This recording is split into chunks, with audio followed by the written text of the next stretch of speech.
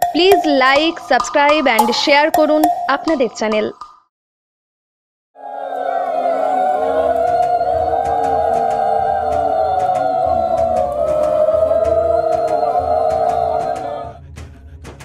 শনিবার শিব চতুর্দশী উপলক্ষে গ্রামের পাশ দিয়ে বয়ে যাওয়া খড়ি নদী থেকে জল তুলে গ্রামের মহেশ্বরের মাথায় ঢাললেন ভাতারের মোহনপুর গ্রামের বাসিন্দারা।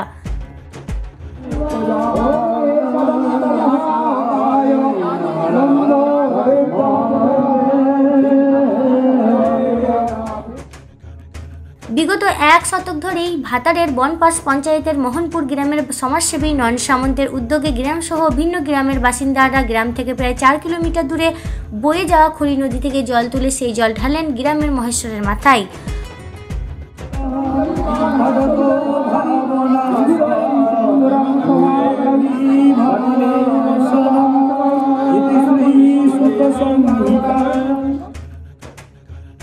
উল্লেখ্য, মোহনপুর গ্রামে পুকুর খননের সময় একটি শিবলিঙ্গ উদ্ধার হয়েছিল। তাকে রাখা হয়েছিল গ্রামের একটি বট গাছের নিচে। পরে গ্রামেরই বাসিন্দা নয়ন সামন্তের উদ্যোগে মন্দির তৈরি করে ওই শিবলিঙ্গকে স্থাপন করা হয় মন্দিরে।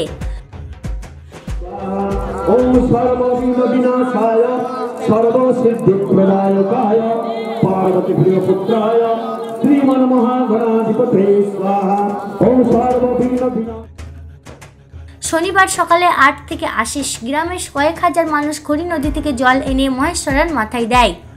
সমগ্র গ্রাম জুড়ে চাঁদের হাট বসেছিল। গোটা গ্রামের মানুষজনের জন্য অন্নভোগেরও আয়োজন ছিল এদিন। সকাল থেকেই নাম সংকীর্তনের পাশাপাশি পুজো অর্চনা এবং হোম যজ্ঞের আয়োজন ছিল মন্দির প্রাঙ্গণে।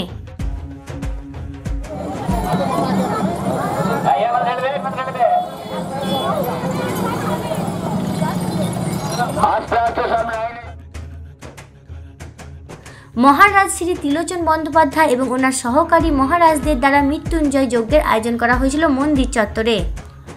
যজ্ঞের শেষে পুণ্যার্থীদের প্রসাদ বিতরণের পর পুণ্যার্থী সহ গ্রামের সাধারণ মানুষ অন্নভোগ গ্রহণ করে।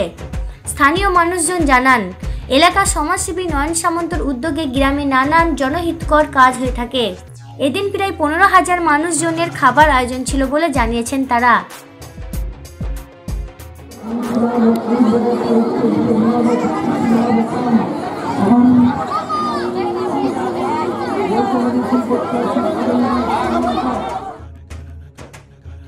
হরিচরণ কর্মকার, সোনামণি কিস্কু, প্রভাতী মণ্ডল প্রমুখরা জানান, যে কোনো সমস্যায় আমরা নয়নবাবুর কাছে এলে তিনি ফিরিয়ে দেন না, সব রকমের সহায়তা করেন। তার মানবিকতার নিদর্শন আমরা কোনোভাবেই ব্যক্ত করে প্রকাশ করতে পারবো না। প্রতি বছর আজকের দিনটির জন্য আমরা অপেক্ষা করে থাকি। ঈশ্বরের কাছে প্রার্থনা করি নয়নবাবু দীর্ঘজীবী হন, সাধারণ মানুষের পাশে থাকুক।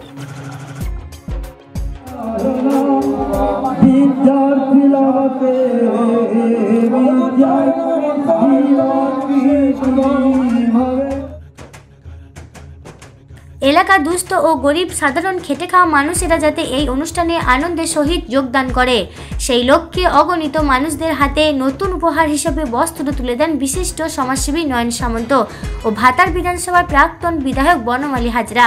সঙ্গে ছিলেন পূর্ব বর্ধমান জেলা পরিষদের প্রাক্তন বিদ্যুতের কর্মাধ্যক্ষ জহর বাগদি, বলগুনা গ্রাম পঞ্চায়েতের প্রাক্তন উপপ্রধান পাঁচু গোপাল কুয়ার, বামুনারা গ্রাম পঞ্চায়েতের প্রাক্তন উপপ্রধান মনোয়ার ইসলাম সহ আরও বিশিষ্টজনেরা।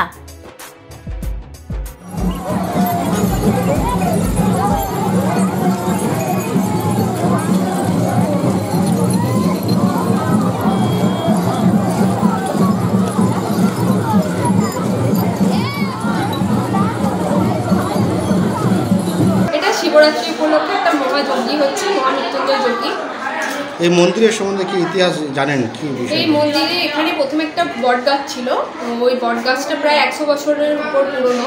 ওর নিচে একটা ছোট্ট মহাদেব ছিল আর কি, পাওয়া গেছিলো যখন গাছটা কাটা হয়, মাটি খুঁড়ে ওটা পাওয়া গেছিলো। তো তারপর এখানে এই মন্দিরটা প্রতিষ্ঠা করা হয়েছে। এখন কিরকম আকার নিয়েছে এই অনুষ্ঠানটা? এখন বৃহৎ আকার নিয়েছে, এখন বহু জনসংযোগ হয়। আমাদের আজকে শিব চতুর্দশী, শিব রাত্রি উপলক্ষে শিবের স্নান এবং শিবের মাথায় জল ঢালার প্রোগ্রাম হচ্ছে।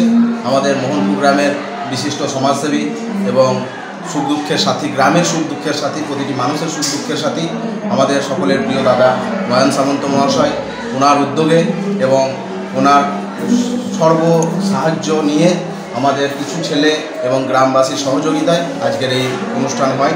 মোহনপুর গ্রাম থেকে নয়নদার উদ্যোগে আমরা 8 বছর হলো এই খড়ি নদীতে, আমাদের গ্রাম থেকে 8 কিলোমিটার দূরে এই খড়ি নদীতে স্নান করে জল নিয়ে বাড়ির মঙ্গলের জন্য, নিজেদের মঙ্গলের জন্য মহাদেবের মাথায় মোহনপুর আমরা এখানে ঢালি। পায়ে হেঁটে আসেন? হ্যাঁ, পায়ে হেঁটে আসি, পায়ে হেঁটে যাই। খুব সুন্দর ব্যবস্থা রয়েছে আমাদের এখানে, মাঝি নাচ থেকে শুরু করে সব কিছুই রয়েছে। তারপরে বাজনা পাতি করে গ্রামের সবাই মিলে একসঙ্গে খুব ভালো আয়োজন করেছে নয়নদা। আমরা 8 বছর ধরে আসছি।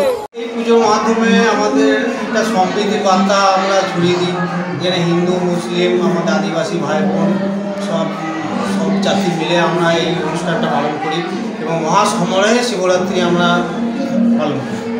কোথা থেকে জল আনা হয়? আমাদের খড়ি নদী আছে, এখান থেকে 5 কিলোমিটার। খড়ি নদীতে গিয়ে 4 থেকে 5,000 জন আমরা গিয়ে মহাভক্তরা জল এনে এখানে জল ঢালব। এই যে খিচুড়ি ভোগের আয়োজন করেছেন, কোন কোন সম্প্রদায়ের মানুষ খান এই খিচুড়ি? হিন্দু, মুসলিম, আদিবাসী সকল সম্প্রদায়, আমাদের সকল সম্প্রদায়ের মানুষ অংশগ্রহণ করে। হচ্ছে আমার বোনপাড় জিপির অন্তর্গত মোহনপুর। তো মোহনপুরের এই এখানে যে পুজোটা মানে আগে খুব ছোটো ছিল, এখন বৃহৎ আকার ধারণ করেছে। ও সবাই একসাথে এখানে বসে খাওয়া দাওয়া এবং পুজো দেখা, খড়ি নদী থেকে জল এনে এখানে জল ঢালা। এখানে মনে হচ্ছে যে একটা আর বিশাল যজ্ঞ। পূজারীরা সব অন্য জায়গা থেকে এসে কামাখ্যা, কেউ হচ্ছে তারাপীঠ, এখান থেকে এসে সব পুজো মানে এখানে পূজারীরা আছে। আর আমি এটাই বার্তা দিতে চাই, এটা যেন যুগ যুগ ধরে হয়ে যায় এবং সবাই যেন আমরা একসাথে থাকতে পারি। খুবই ভালো লাগে। দুস্থদের জন্যে বা আমার মা বোনদের জন্যে তাদের শাড়ি, পুরুষদের মানে ধুতি, ছোট ছোট ছেলেমেয়েদের জামা কাপড় দেওয়া, এটা একটা বিশাল ব্যাপার। শিবরাত্রিতে শিবের পুজোর সঙ্গে সঙ্গে সাধারণ মানুষের জন্য যদি কিছু না করা যায়, যদি তাদের আনন্দবর্ধন না করা যায়, তাহলে সে পুজোর কোনো অর্থ থাকে না। সুতরাং যথার্থতা বিচার করলে দেখা যাবে যে না, নয়নের এই যে